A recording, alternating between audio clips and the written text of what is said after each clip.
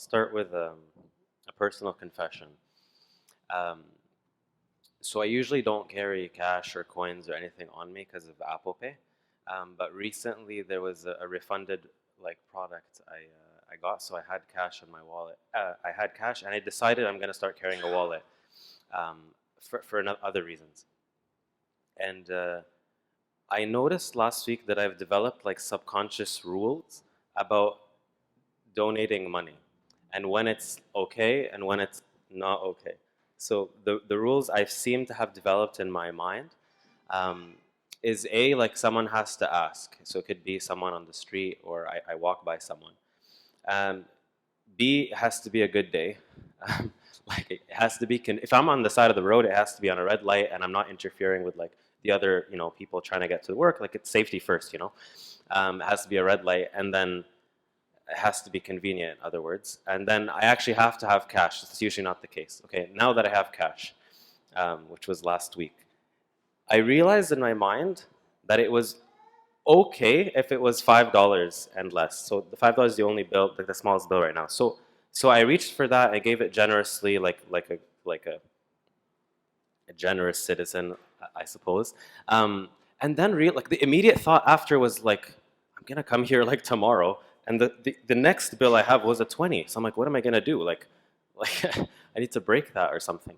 And I realized I had developed all of this in my mind without, the command, give to him who asks you, sell all that you have and follow Christ, isn't what drove these rules that I have developed for myself. Somehow along the way, I don't know about you, I have developed a way to attribute value to money that correlates with the number in some sense, when they're all in reality paper bills. But I've attributed a lot of legitimate intrinsic in and of themselves value to a colorful piece of paper. And it has its root in covetousness, which is a very interesting topic. And it took a long time to dig to find out the root. It is a root of lots of things, as we will soon see. So it's literally defined, if I can go here, it's literally defined as a desire to have more, or a desire to possess. And you're probably reading this and thinking, hey, you can desire other things other than money, and you're absolutely correct. Covetousness extends beyond just material wealth and material goods. And it's the same Greek word that we get the word greed for. In English, we tend to think of greed more like monetary, material wealth kind of possession, desiring to possess. We're going to use them interchangeably. And although most of the talk naturally will lean towards the love of money or greed and possessions and materials, this really does extend and has roots in all the other, many at least, of the other passions. Christ himself, when he said, out of the heart of man proceed evil thoughts, right? So evil thoughts, what are they? He began to list a couple: adulteries, fornications, murders, thefts, covetousness. And there isn't anywhere precisely in scripture that I know of that has an exact list of the 8 passions, but we get a lot of roots, and we get a lot of them from Christ and St. Paul, most of which the church fathers have elaborated for us. Here Christ says, for example, adulteries, murders, and in the Sermon on the Mount he alluded that means lust, that means anger. And here he's talking about covetousness, which in other words is greed. So there you go, 3 of the passions there. But he listed covetousness here, and it's mentioned explicitly so many times. I forget how often Christ talks about money in the gospel, but a lot more than one would imagine. Because it has a lot to do with our heart. Hence why he says, from within, out of the heart of men proceeds this. So out of my heart, it wasn't my theory that I had the $5 rule. It was something in my heart curbed my ability to give past that. It made it a lot of resistance after that. So it's important to preface, as we move on, that the evil is not material or money itself. It's the perverse attitude I have towards it. So how I treat it, how I value it, the place it has in my life, and the role it has in how I feel in general. So here's another one of the stories where Christ mentions covetousness very explicitly. I'll read it out for you. You can follow along from Luke chapter 12. Then one from the crowd said to him, "Teacher, tell my brother to divide the inheritance with me." But he said to him, "Man, who made me a judge or an arbitrator over you?" And he said to them, "Take heed and beware of covetousness, for one's life does not consist in the abundance of the things he possesses." Christ went on to tell the parable of the rich man who was storing up a ton of wealth, and the last day when he was dying, his soul was asked of him. It's very interesting that first Christ says, first of all, it's not my occupation. Like I'm not here as a judge between like financial matters.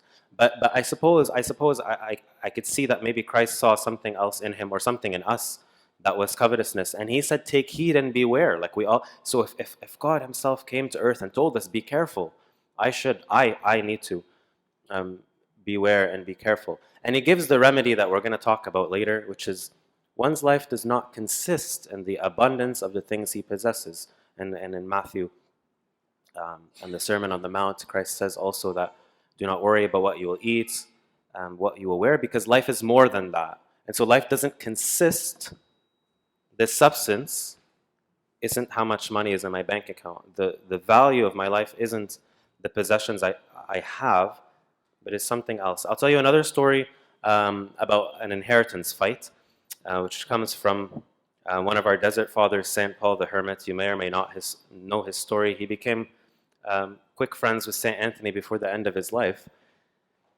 Him and his brother, once their father died, this is well before he was a monastic, their father died and they were fighting over their inheritance. And his brother didn't want to give him his share because his brother was older and he thought he was going to squander it. So they said, you know what, we're going to go to the judge. And they actually went to an actual judge. En route to the judge, there was a funeral procession that was going by. And it caught Paul's eye. He actually thoughtfully stopped and asked about the man who was being processed and asked about the type of life he lived and who he was. The people responded to Paul saying, "Oh, this man was very rich, extremely noble, everyone knew him, and he's leaving a ton of money behind." And so he thought to himself, as he looked at the corpse wearing a very simple garment for burial, he thought to himself, what's the point? I'm going to lose my brother over this, let alone my life at some point. What's the point of this quest for possessions if at the end, in the beginning and the end, I will be like this man? At best, this man is probably richer than he would ever get. And so he told his brother, "My brother, let us return, for I shall not ask you for anything, not even for what is mine." It really was a turnaround point. He converted the desire he had for wealth and covetousness to something else. It's one and the same desire, as we're going to learn. There isn't a desire for God and a desire for money and they compete. It's actually one and the same desire that turns towards God or money at different times. St. Paul later on became a hermit, and he lived 70 years without seeing the face of a man. And we know him today. St. Anthony was sent to meet him at the end of his life. So like we mentioned, covetousness is actually the root of many evils. It's most naturally, and I think in our society, easily tied to money and monetary wealth and possessions. And it's easy to learn it that way too. But it can be easily seen as well in other passions. For example, it's one of the roots of gluttony. I desire to possess. I want to have food. I want to have a second portion, or I want to have something that tastes better than it does now. It can be the root of lust. So I desire to have like sexual gratification that's inordinate, that God did not ordain for me, and it's a desire to have again. Both of the gluttony and lust are funny because it seems to never satisfy us. We'd only ever have tried it once. But at least with gluttony and lust, the Father tells us there's a certain limit. In one sitting, you can only eat so much. Most people can only eat so much and can only lust for so far in one sitting. Whereas greed has no ceiling. So the Fathers warn us a lot about greed and the love of money because it has no cap. Really, your bank account, there's no limit to where that can exceed. It's a root of greed. It's also a root of our comparison. I compare to what I have to what someone else has. This person, I even sometimes retroactively compare. Be like, wow, this person's 40, but when they were 30, they had this, and I'm 30 and I have this. So that thought loop is might be rooted in covetousness, might be rooted in comparison, which can lead to envy, meaning I want something that somebody else has. It also feeds into vainglory, so my inordinate desire for praise or honor or glory, whether that's for like my material possessions, like, hey, check out what I have, or my spiritual life, check out how good I am, both of which have roots in covetousness. It seems to be a desire that can never be satisfied. All the aforementioned like passions that we mentioned seem to never find their satisfaction, or else they would cease to exist. I satisfied it, checked, let's move on to something else. But it seems like these hooks on our heart never seem to get their fill, no matter how much we feed them. This is one of the interesting things. I found this image like really interesting. It's funny, on the American bill it would say like, in God we trust, but it would be interesting to see like how many of us trust in God versus how many of us trust instead in the almighty dollar that we worship. St. Paul teaches us that covetousness by definition is actually idolatry. It says, put to death your members which are on the earth: fornication, uncleanness, passion, evil desire, and covetousness, which is idolatry. He mentions that again in Ephesians. And it's interesting, in the gospel today, Christ himself also alludes to that. One of the temptations that the devil tempted Christ with today, there were three, like we mentioned. One of them was materialism, the love of money, or specifically the devil said, if you fall down and worship me, I will give you the whole world. I'll give you the kingdom and all its glory. And then Jesus said to him, away with you, Satan, for it is written, you shall worship the Lord your God, and him only you shall serve. But this answer, until recently, I always read it like the devil's saying, worship me, and Jesus responds, I only worship God. Well, wouldn't any of us do that too? Very easy temptation. The devil doesn't tempt us like that. He doesn't say, come and worship me. It's like, oh, sorry, you're not interested. You're not particularly attractive or flattering. But he tempted him with the kingdoms of the world and their glory, and Christ responds by saying, I worship God, not money. I worship God, not the kingdoms of the world, not this. And so when we worship money, what we don't see is that we worship the devil. But the devil couldn't care less about us directly worshiping him, and as much as he cares about us falling away from God, turning our hearts away from God. So Christ reveals to us that the temptation for covetousness is in reality not serving God. So we should serve God, not idolatrous desires. They take the same place. The faculty of desire in the soul, the fathers teach us, is only directed to one thing at a time. And in normal idolatry, I suppose you would offer like an animal sacrifice or something. But why this is adultery is, instead of perhaps offering like blood or something to money, I might offer a lot of time, a lot of energy, a lot of effort, a lot of stress, a lot of sleep, a lot of work, right? So this in itself becomes an offering. Money itself becomes a god that I serve, and it has no limit. So begs the question, how much? How much? How much? How much is too much?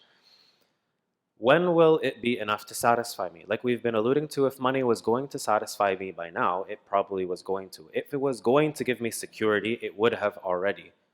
It's not the extra zero in the bank account that is likely to mean security in my life. There are exceptions to that. Like, I'm not talking about living paycheck to paycheck. I mean, like, this is not at all condemning the honorable desire to have a decent income to provide for your loved ones, which God like instilled in each of us, right? It's a provision of love. This is the inordinate desire to have and possess money for the sake of itself. Like money had, we invented money, first of all, like God didn't create it. We invented it. Then we gave it intrinsic value, which it doesn't deserve, because it actually in and of itself, like we mentioned, is a piece of paper. So we gave it intrinsic value in and of itself. The inordinate desire for money is that I want to possess this thing because I've attributed value to it, and so I think it's valuable, so I want to possess and amass it. Where God gave us money to thank him for and spend it. There are like ways in which we should spend it, but that's besides the point. The covetous man doesn't care as much in spending usually as much as he cares in possessing and amassing and looking constantly at the bank account that shows the amount I have to secure me. Constantly, that gives me a pleasure by knowing how much I have amassed. It can also be manifest in what I purchase and why. Like this is not to say like I shouldn't purchase a pair of shoes if I need them, but to purchase the 40th pair of shoes for the odd occasion 3 years from now, if like my niece gets married in this country in this weather, that's just a way to say, it's an excuse. So nothing here on earth, everything on the slides, by the way, is almost directly from the church fathers. If I didn't quote them, it's because they all said it.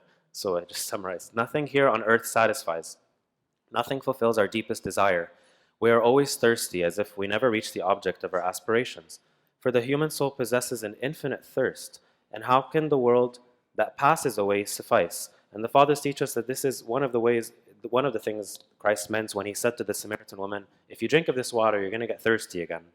If I spend money on something I don't need, I'm going to need to do that again to get that same hit, if you will. So how much is too much? Certainly I wouldn't need to replicate the desire and the pleasure many, many times if it was meant to satisfy me. Now, if you're like as nerdy as me, you'll find this interesting. If not, this will be your least favorite part of the talk. But this is true behind all passions and all desires and all sin, which I found very interesting because it's transferable. So man was created. Each of these points has like a fact that the church fathers taught us. And I would say, I would argue that like almost anyone in the world can agree to this by their own personal experience, whether or not you're Christian. Man was created with a faculty of infinite desire, right? So I have a desire that seems like nothing on earth meets. I guess we could all relate to that. And it was meant that I can unite to God. So my desire is infinite. God is infinite. I should turn my heart and desire towards God so that I can find fulfillment and union in Him. So this is good. So far, desire is good. God gave it to us. And then number two, this is also good. To every desire is linked a pleasure, right? Anything you've ever desired, there is like some type of pleasure that comes out of it, for good or for worse. Our desire for God brings us like spiritual delights, and we will know the heights of that in the kingdom of heaven, and we would have known had we remained in the garden. Everything outside of God is finite, right? So it's not infinite. My infinite desire is now left with like a partial or limited pleasure, something that's like, it's not going to fill the hole in my heart, as like St. Augustine taught us. Number three, fallen man pursues this pleasure to fill the void via the passions that we invented. Like Father John was like saying that the demons like take on costumes. It's a really good analogy because it's true. They take on different costumes and say, hey, you can satisfy your desire with this. The world tries to do that with advertisements and other things, but the demons are better at it. Man invents, like we invented evil to satisfy something that only God can satisfy. And lastly, because when we fell from grace, we still desired the infinite. What changed wasn't our actual desire, but its orientation. The nature of the desire is still infinite and so big that it can still only be satisfied by God. And now I'm trying to put pleasure after pleasure to satisfy only what God can satisfy. What I'm left with and what the Fathers teach us, and this is why we need to be aware of covetousness, which is why I included this long stage to get here, is what I'm left with after pursuing a pleasure outside of God, a sinful one that is sort of pain. Like, I don't know about you, like, I've experienced this more times than I can count. Pursuing the pleasure, it's like nice in the moment, however long it lasts, and then I'm left with this sort of pain.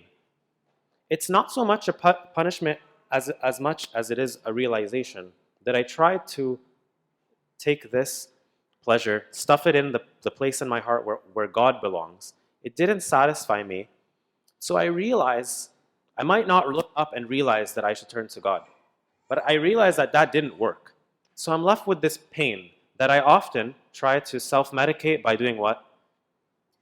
Doing the desired right away again, or as soon as I'm able to again, and again, and again, just in the attempt to self-medicate that. And so I'm left with a painful void, which is why covetousness is so dangerous. Why it's also dangerous is Christ taught us that we just can't serve both. So far you could have been clever and thought, you know what, great. I'll serve God and money. What's the big deal? Christ told us we can't. And because the Father taught us that desire is one and the same. It's either turn to God or turn to money. It can't be given to both, at least in the same intensity. No one can serve two masters. I love like the word serve, like Father John pointed it out to me. It alludes to the fact that we actually serve money. Like this wasn't just poetic. No one can serve two masters. Either he will hate the one and love the other, or else he will be loyal to the one and despise the other. You cannot serve God and mammon. So our entire spiritual condition, the entire like trajectory of my spiritual life, my entire spiritual destiny depends where I place my treasure, which was the gospel last Sunday. The type of riches we desire to acquire and are attached to, whether it's treasures on earth or treasures in heaven, will dictate where my heart is. If my heart my treasure is in heaven, my heart is in heaven, and then I can thank God at all times and see spiritual things and spiritual realities, and God is so apparent and abundant and all over the place. I can see him in nature, I can see him in people. It seems like all I have to do is close my eyes and I'm in his presence. When my personal treasure is on earth, I find like there's so much resistance. I have to pull up all these shades and blankets off my head when I try to talk to God, because I'm so entrenched in the world. Where my heart is matters. So what's the solution? The solution, St. John Chrysostom will tell us, this was quoted, how is one healed of love and money and greed? St. John Chrysostom says, you will accomplish this if you substitute this love of money for the desire for things of heaven. So it's a reorientation, a substitution. It's not an addition, it's not a subtraction. We need money to live, we need an income to satisfy those who depend on us, and God gave us money really to enjoy and spend it within measure. But it's a substitution of priority. It's a substitution of who reigns in my heart. Who is king in my heart? Who do I worship? Because if I worship God, he's not my idol, he is God. Necessarily everything else is an idol if I worship it. So it's about a substitution. Mother Teresa tells us, to attain the happiness for which we were created, we must constantly use our will to act against any sinful inclination, like covetousness, because it distances us from God. And the reorientation, the repentance, the changing of my mind, the turning to God, especially in the time of Lent, is so therapeutic.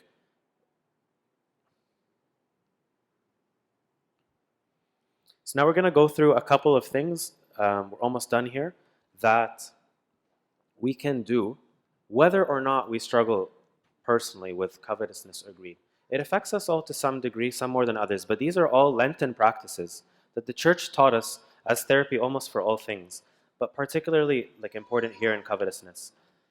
We have to be aware of vanity. Vanity of vanities, says King Solomon. I didn't have to quote it. But unless you hate the sin, you won't want to stop. That's a pretty simple truth, I guess. Unless you hate something, you're not going to try to, or you think it's a bad idea, you're not going to at least attempt to make the first step towards stopping it. So the fathers teach us that almost half the therapy, sometimes I've read actually that the entire therapy for some people is just learning about the passion.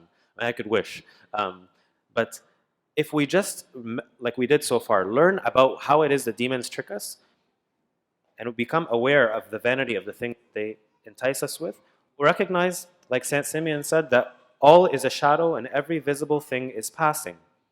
It's pathetic to delight in a shadow and store up as treasure what is fleeting. Like a shadow is here today, it's gone tomorrow. It depends on the angle of the sun. Who would invest in that? St. John Climacus says, he who has tasted the things on high easily despises the things below. If we don't think something's worth hanging on to, we wouldn't. Right? The reason I hang on to my $20 bill is because I've attributed enough value to think I should. And so my therapy is learning where to attribute value, learning to reevaluate, put my value in God. And when I find the precious pearl of great price, which is God, which is Christ, then I might sell all and follow him. Symbolically, at the very least, my heart might convert and change. And I might seek first the kingdom, that everything else will be added unto me. When I seek God first, maybe to be honest, I'm covetous because of anxiety. I find security in wealth because who knows, inflation, rising expenses, you don't know the cost of schools these days, etc. Then it's all valid and true. But when I find that I can seek God first and all these things will be added unto me, I'll find that all things, well, my dad always tells me this, it's not very soothing in the moment. When I was honestly worked up about this talk yesterday, I wasn't ready. And so I told my dad, and my dad's oh, don't worry, it will get done. I was thanks, that's so comforting. But that's what he always says. And it's true with when we put our trust in God with bill payments, what could when I worry, I can't add a cubit to my stature. I can't make one hair black or white. I can't do anything except crush myself and those around me when I worry about money. So that's a really strong root as well. But when I seek God first, I find the rest is added unto me like the birds who don't work. Somehow God adds it to my account for me when I seek him first. Number 2, and most importantly, is gratitude and contentment. We're going to replace the C with a C, which is covetousness for contentment, which is in the same verse, Hebrews 13:5.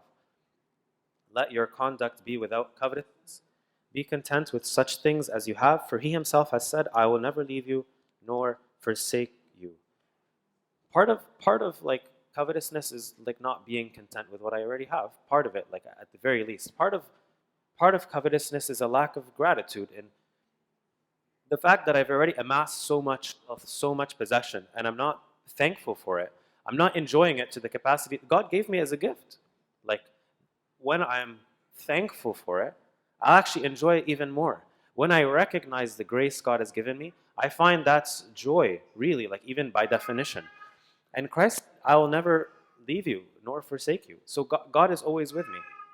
So I won't fall for the advertisements that say contentment is just lying ahead. The advertisement that says buy this, like it's always amazes me, especially on Super Bowl night. Like the creativity behind the advertisement. I just sit there. I don't even understand football much, but I sit there and marvel at like the millions of dollars someone spent on this advertisement with the confidence that more people like will search it up, click on it, whatever, to make them that money. So no more believing the lies of covetousness that say contentment will be found in a certain purchase, or believing the ads that say their product is fulfillment. And these are like, I really liked this picture I found yesterday. But Psalm 23 verse 1, the Lord is my shepherd, I shall not want. In other words, I have all that I need. When I meditate on that and start to turn my heart to Him and find that my desire is actually beginning to be satisfied in Him, I find that the root of covetousness, like the handle on my soul starts to be lessened and lessened and lessened. I walk out of like prayer, I walk out of my time with God a little bit less concerned than I was before I went in. We've all experienced that. What does that show us? It shows us that the desire is one and the same, and that I turned it towards God. St. Augustine teaches, what haven't you acquired if you have got hold of God? What a saying, right? What haven't you got if you got the God of the universe in your heart, on your side, rooting for you?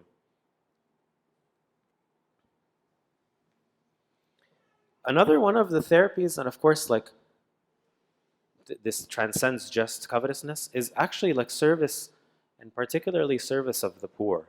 So the more I surround myself with a community of people who become family, where they seem to be getting along just fine with very little, or not. They might not be getting along. But I find in my life that perhaps the possessions I have aren't the difference between me and them. Perhaps that's not the difference between fulfillments. Like we've all either been or heard someone repetitively say when they come back from a third world country, they're the happiest people I ever met. But we know that to be true, but what is the truth that is derived from that? It means that my possessions don't equal happiness. Like money doesn't make you happy. Like I believe that, but my $5 rule proves to me that I don't. By my actions, I deny the truth. Mother Teresa teaches us charity is love. It's a giving. Like God loved the world, He gave His Son. Jesus loved the world, He gave His life. And He said, love one another as I have loved you. So if we really love one another, we must give until it hurts. And with God, it's not how much you have given, but how much love you put in the doing. And that love for God in action is the service of the poor. Service, as we mentioned, was implied by Christ when He said you cannot serve God and mammon. So maybe I have been personally serving like money. I have been personally serving possessions, serving something that I think can build me a secure fortress against malfortune in the future or misfortune. But perhaps it's time to reorient that and serve the poor. And I find that my desire is changing. This one most naturally is one of the therapies that the Fathers give us, which is almsgiving, which is really important, especially in the time of Lent. I can make it a practice, like if you're like me, like this is a baseline practice. I'm not reading the sell what you have and any of that. I'm reading the give to him who asks you. You know, if you're home all day, probably the only people who ask you is your boss if you work from home or your family. It's easy. If you go out, maybe someone will ask, but most days no one does. Give to him who asks you. If someone wants to borrow, let them borrow. And the end goal of almsgiving, the Fathers tell us, is not actually the aid given to the poor, but the spiritual transformation that happens in my heart. Because the material you give to the poor will be spent within a minute or two, or it's consumed. But the benefit you get is eternal. And the blessing you receive, it transcends actually what you give. So it's a very strong investment. And St. Paul, when he reminded us of the words of Christ, it's more blessed, it's more happy to give than to receive. This is the last one here, which is tithing. I don't get commission out of this, I could wish. But I really was reminded by this. In Malachi chapter 3, I love these verses. So please follow along the screen. Take note of these verses for life because they apply to so much blessing. Will a man rob God? Yet you have robbed me. But you say, in which way have you robbed me? In tithes and offerings, bring all the tithes into the storehouse, that there may be food in my house. And try me now in this, says the Lord of hosts, if I will not open for you the windows of heaven and pour out for you such blessing, that there will be not room enough to receive it.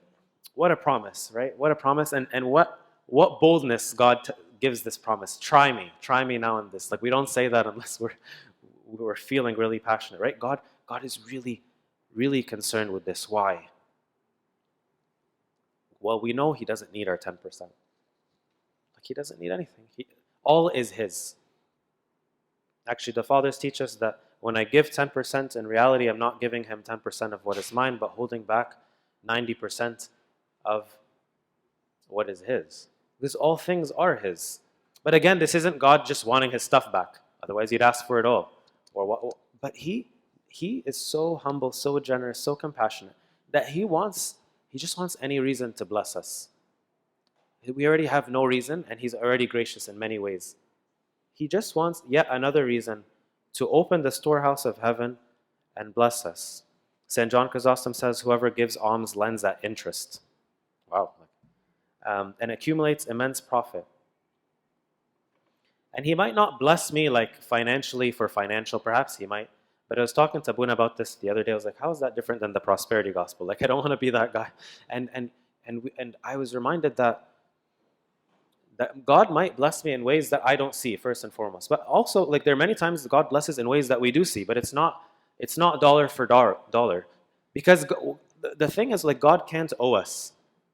He's unlimited. He has all things. So if I give to God, he can't be indebted to me. That's my role to him. That's never going to change forever by his grace. So instead of being indebted to me, which he can never be, he will flood me with blessing. It's like an actual father and son. When the son gives his dad like a birthday present that maybe he bought with his own money, like the father on the little kid's birthday is going to give him like a present that's so much more valuable. And it's equal playing field. They're both happy. Nobody feels cheated. And God is like that with us. We give him so little, and he feels that we gave him the world, and he will give us the world. He will give us maybe favor at work. He will give us children. He will give us money. He will give us success in our spiritual warfare, even delight in prayer. There are so many different ways that God wants to just say, if I could say this, like, God just sometimes wants to say thanks. Thanks for trusting me. Not thanks for it doesn't add to his account. Thanks for trusting me. So I invite you now to, as we close, to like imagine with me a world where greed and envy. When you think about the world like today, the love of money has, when St. Paul taught us in 1 Timothy, the love of money is the root of all evils. When you think of the worst evils in the world, you think even here in Toronto it's easy to see. You think of the drugs on the street. You think that someone like came up with that. Like, I'm a pharmacist by my training. Someone came up with that. Like, it probably took them years to develop the perfect chemical that is addicting, and they made various variations of it, leaked it onto the streets, and thought, hey, maybe I can make money for life doing this. That was the love of money behind drugs. You think of the industry, like the billion-dollar pornography industry, which is tearing apart families, tearing apart marriages. And someone thought, this is how I'll make a living. This is how I will trick people into giving me money. You think about things that are like much more like forgive me, like difficult to hear. Child trafficking, even selling slaves, which still exists today. You think of these evils, and what's the root of it all? Money. So I pray that we never get there. I pray that the world can realize that.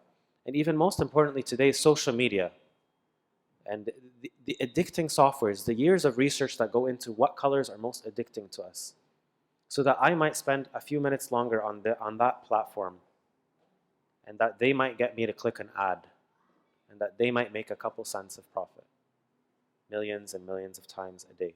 This is the love of money.